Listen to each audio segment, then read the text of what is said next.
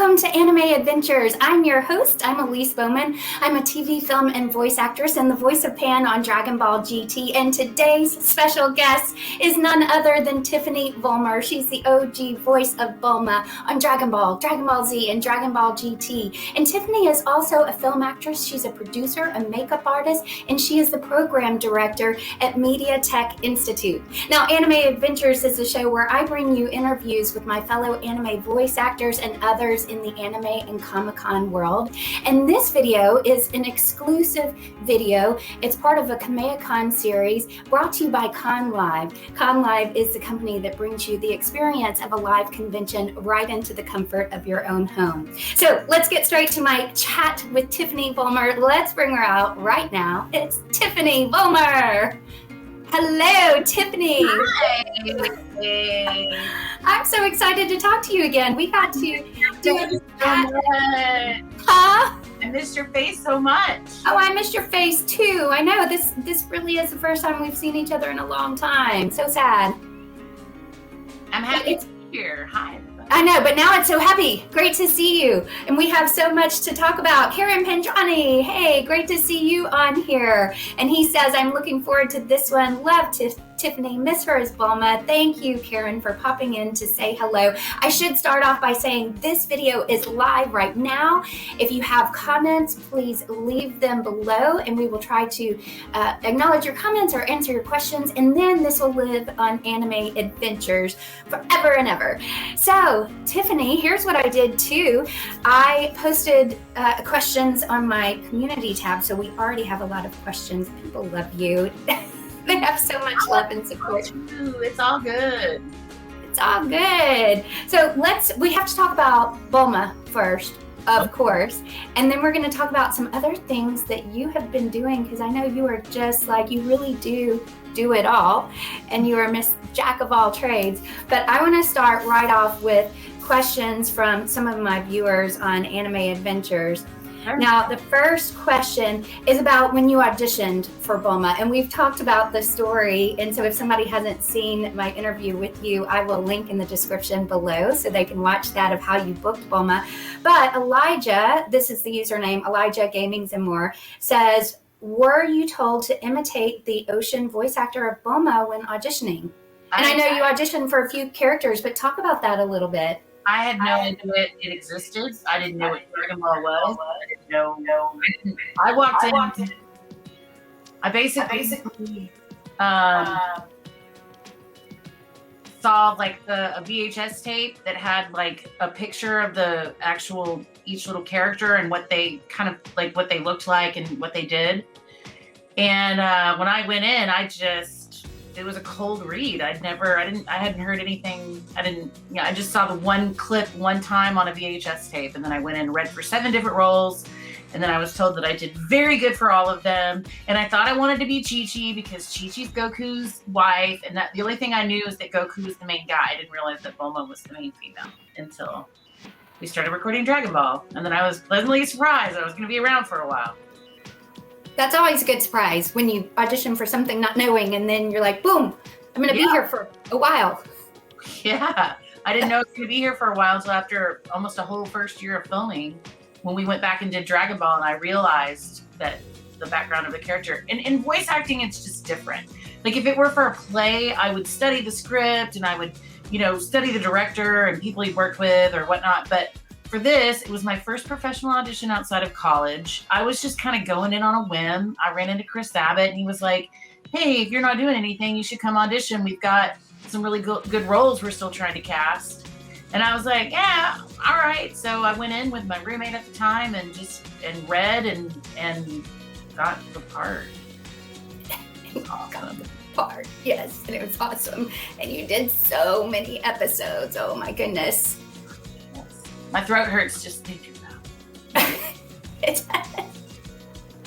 So we have 2 others that are somewhat related, because one of them, Leonard, says, what was your favorite moment as Bulma with Vegeta?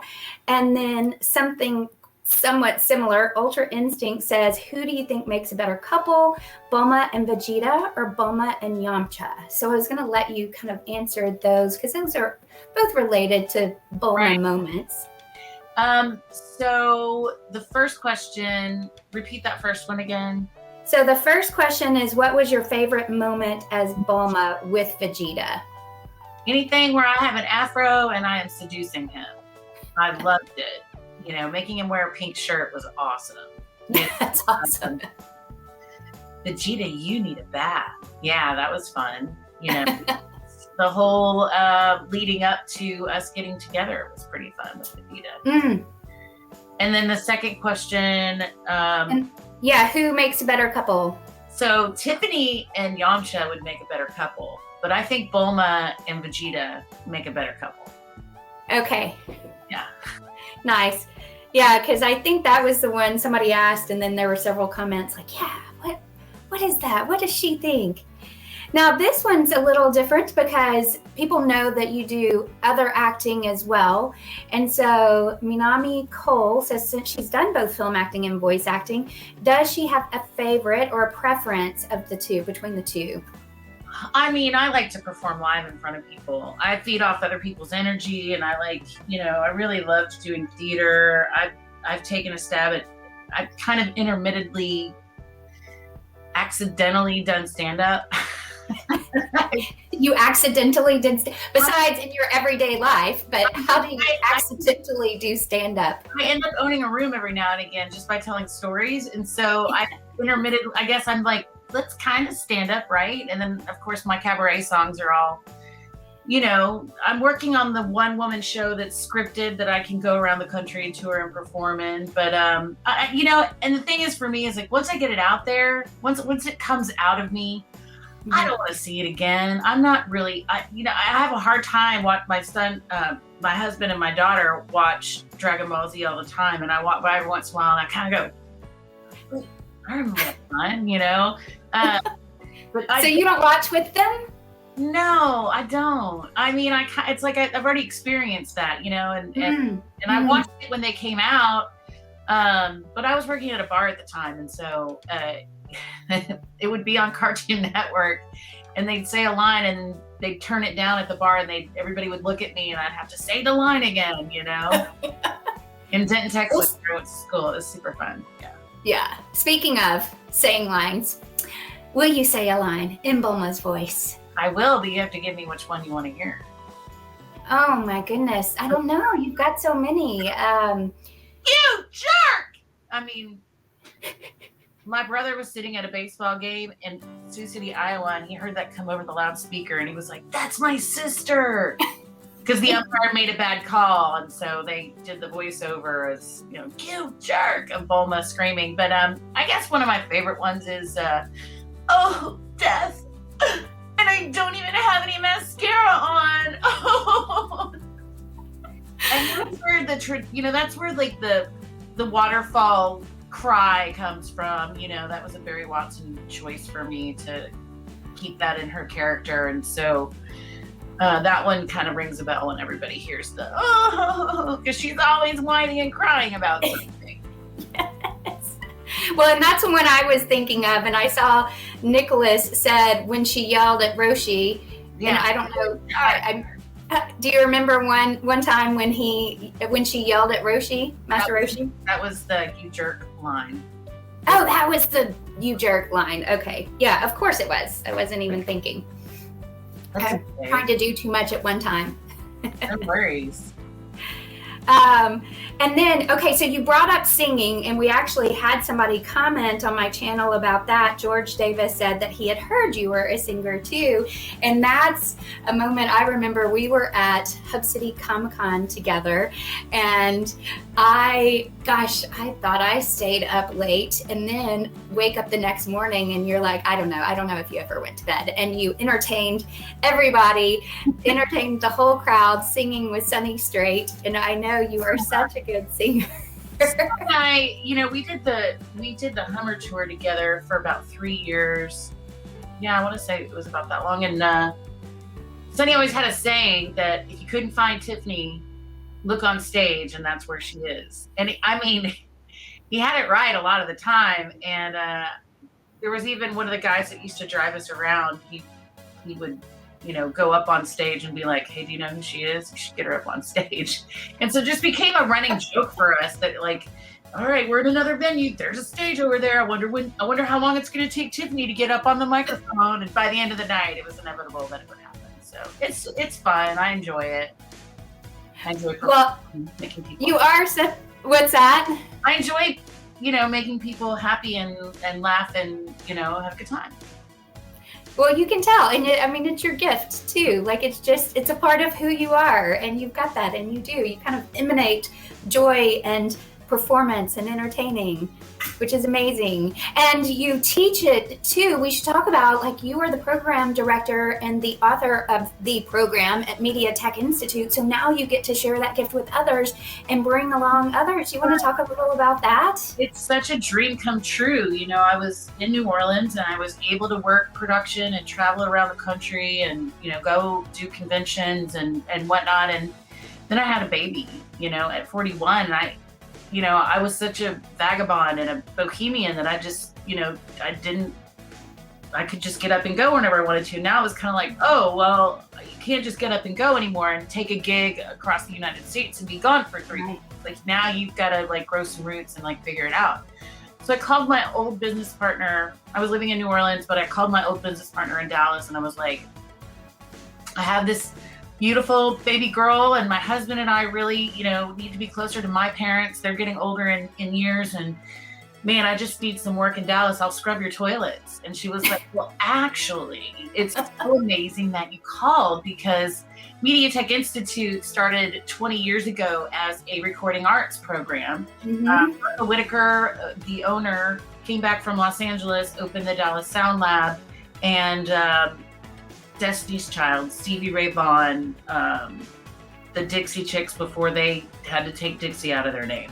All of these great bands from North Texas had recorded there. And so Russell was tired of people coming out of audio school not knowing how to use the equipment. So we started doing workshops and thus MediaTech was born. 10 years later, my business partner started the video. She was a producer. She started the digital film school there. Right. Yeah. So 10 years after that, she gets to invite me back to write and head up not only the acting for media program, but the master makeup artistry program. So I was supposed to launch in May, and then of course COVID hit, and so we didn't know if the school was gonna ever bring my programs back. Like, it was just absolutely devastating. And then I got COVID, I'm out of work. I've moved my family here away from all of our friends in New Orleans. And it was just a really dark time. And then I guess, man, I mean, it's only been like 3 months that everything has come back. I started another career. I was general managing a music venue in Deep Ellum, just to keep money coming in for my family. And right when I started really getting my feet about me on that job and kind of turned the business around, and we had live music 7 nights a week on 2 stages. So it was stage managing, general managing, just all the things of balancing this life. They called me and they said, we have students for you in both of your programs. Whoa. Within 3 weeks, I had to go back and completely switch gears and go right back into hiring teachers, onboarding teachers, teaching everyone and learning Google Classroom, making sure I had lesson plans for 15 weeks and that they knew what they, and overseeing. It's just been a lot. And then on top of that, I was elected president of Women in Film Dallas 2021. Yes, you were. I'm very aware of that. I'm also heading up an organization that's been in furlough and has been, moved to virtual, and trying to figure out how to navigate an organization that has been around for the last 30 years that I'm now the helm of, to keep the momentum going and keep the women in film involved in the organization, still being able to offer the amazing things that we do offer our members. So yes. Women in Film is a great organization nationwide and Dallas. I've been part of it for a while. Well, I mean, thank you for sharing that because it's such a great example of how you had to shift gears and shift your business. And yes, so many people are aware that you had COVID. I even had people showing support for you on my social media channels for Anime Adventures. So they really were supporting you. I know, isn't that wonderful? So much love because it just was a really dark time. Mm-hmm. I just didn't know how to recover and what I was going to do next. You know what I mean? Like you're just, and you're a ticking time bomb, you know, like it's, oh, well, you might feel okay today. And then I would have a whole nother case of symptoms the next day. And then I would get a little bit better from that, think I was getting the better. And then I would completely take a nosedive and go the opposite direction. It was crazy. But yeah, I don't have a stutter anymore because that wasn't really fun to be a voice actress with a stutter. Oh, wow. I didn't know that part. And I lost hearing in my left ear, which still goes out every now and again. And that's tough too, even as a voice actor. Well, but I mean, again, thank you for sharing because people have had those same challenges or something similar that they've had to overcome. And you've definitely been an example of you just keep on keeping on and like plowing through things. Oh, hey, Kyle. You've been super busy, but you're rocking it. Yes. But yes, it's been a year, but I love to see that you're back at MediaTech. I love that we have somebody like you in charge of Women in Film Dallas. You know, it's interesting. I got one comment on my channel, and then I see that we have a comment live as well. Holy97 is the username, and he said, I love the two of you and your energy together. I need a reality show where y'all hang out and go on auditions together. He's so cool. Oh, we can do that. I love that. That would be fun. Be down for that. And then let's see, we have another live question from Nicholas. Do you think Bulma is the most important character? I mean, it's to me, because if not, I wouldn't have had a job, you know what I'm saying? But I think that she's vital. I mean, she's pretty important because the Dragon Radar wouldn't have been developed if it weren't for her. Boom. And, you know, she did get them all together for the first time. There are, you know, there's the whole conspiracy, the QAnon of Dragon Ball Z, so to speak, that says that, you know, Bulma's an irrelevant character and that the show would have done better off without her. I mean, there's like a whole other conspiracy of people that really think that that's the case, but she's not doing that. Yeah. Yeah. Well, and then we have Vanessa. Oh, I bet this is the Vanessa that, yes, Vanessa, it's always great to see you on these lives. Thank you for being here. Bulma is my favorite female character ever. Even though she is not physically strong and gets scared, she still steps up to the challenges because she knows she has to. Are there any female characters you both look up to? What's your answer for that one? Characters. Wow. I mean, there are actresses that I look up to. Man, that's a really good question. I'm going to have to think about that one. But it is a really good question. I would say just in general, like any of the strong female characters, of course, I loved voicing Pan and she was younger, but it still had me think back to how I was when I was younger. And I just loved that Pan, for example, loved her family, fought for her family, was tough, kind of fought for what she believed in. So I think any character in general male or female for that matter, who is well-rounded like that, who is a fighter, who's strong, who stands up for what they believe in, who loves their family, who keeps going. I mean, kind of like you, Tiffany, you've had all of these struggles, not just in the past year, but some other stuff that you've overcome. Like we all have to overcome stuff, and you keep pressing on through the challenges, through the good times and bad. So that would kind of be a general answer for me. Yeah. I mean, I like people that can do it all and then have time to give back. That's just, and I know you're saying character, but, you know, for me, it's like Carol Burnett is like one of the most amazing actresses, but she also gives out an anonymous scholarship and she really connects with people whose dreams are acting and things like that. But I'm gonna really have to think about that one because there's a lot, but I just have to narrow it down. That's good. I love questions like that where you have to go, gosh, huh? That make you think. Yeah, that make you think, and you really do. Yes. First that saying it over and over and over again. You know, the other question I got once that I just loved at a con. I think we were in New York somewhere, and somebody asked if your character had a theme song, what would it be? Oh, that's a good one. Did you have an answer for that, or have you? Of course I did. What's the theme song? So vain. I bet you think the song is about yourself. Yeah, you know. That's perfect. I haven't warmed my voice up. I know better than to try to hit that note today. I know. I've done some things without warming up, and I regretted it. I will say, though, one of my favorite things about teaching, and I have the most amazing students. I have 5 students right now that are just so hungry for information, and they specifically came to MediaTech because they didn't want to do musical theater, they didn't want to be on stage, they want to be on camera, and they want to do voiceover work. So that's the perfect program for them. But I've been warming up with them. I teach the voice class and I teach the movement class. And I teach the other 3 days of the week, I teach my makeup classes. But on Fridays and Saturdays, Thursdays and Fridays, I teach voice on Thursdays, and I teach movement on Fridays. And just going back and doing all the old vocal warm-ups that I, used to do, and I can tell that I'm getting some notes back in my range because I'm working my throat out. Like, it's like going to the gym for your voice, right? Mm-hmm. And it's been really fun. Like, for their midterm, I don't know if you ever had to do this in a diction class, but it's given me the gift of a grip top sock. Oh no, because I've had to do a lot from diction classes, but not that one. Yeah, it's really difficult. I show it to people and they're like, "Oh, you're so mean." I'm like, well, I'm gonna let them read it for their midterm. They can have a piece of paper as a guide, but for the final, not only will they not have a piece of paper, they'll have to do it on camera and on a microphone with perfect diction.